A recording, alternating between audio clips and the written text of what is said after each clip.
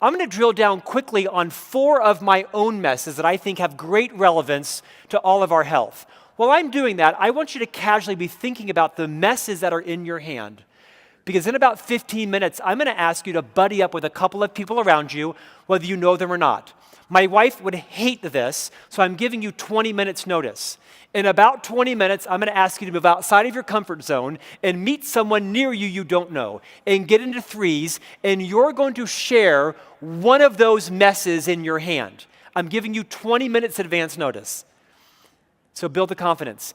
I'm going to ask you to share a mess that's in your hand, and if you were to work on that and improve it, it could have a disproportionate impact positively on your health. So be thinking about that.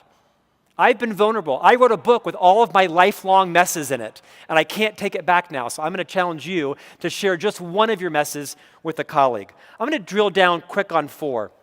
This first one, declare your intent. The moment there is suspicion about a person's motive, everything he or she does becomes tainted. Declaring your intent can save you so much stress in your life. A year and a half ago, my wife and I had our cars detailed. A bit of a luxury in Utah, all the mud. It's not that uncommon to have your car detailed. We hired our detailer. He washed our cars, one of our friends, and our neighbor saw him and wanted him to detail her car.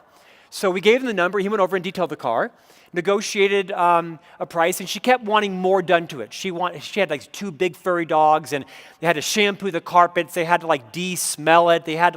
He spent 4 hours detailing a car, which is about 2.5 more than most details.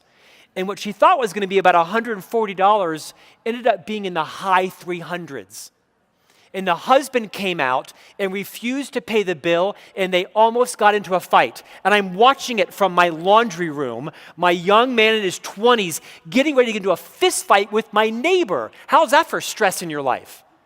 And I'm watching them, and they ended up getting into this verbal fight. The husband refused to pay the bill, so the young man packed up all his gear, cursed him out, and left, and I still got to live there. This is not a contributor to a great life, certainly mental, emotional stress. And I sat my detailer down and I said, you made a fundamental error.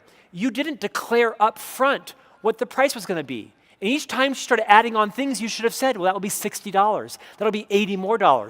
Check off all the boxes you want. Do you really want a $380 detail? What sane person would want that? I use that story to say, in our relationships, in our lives, the more that you clarify expectations up front, the less stress you have.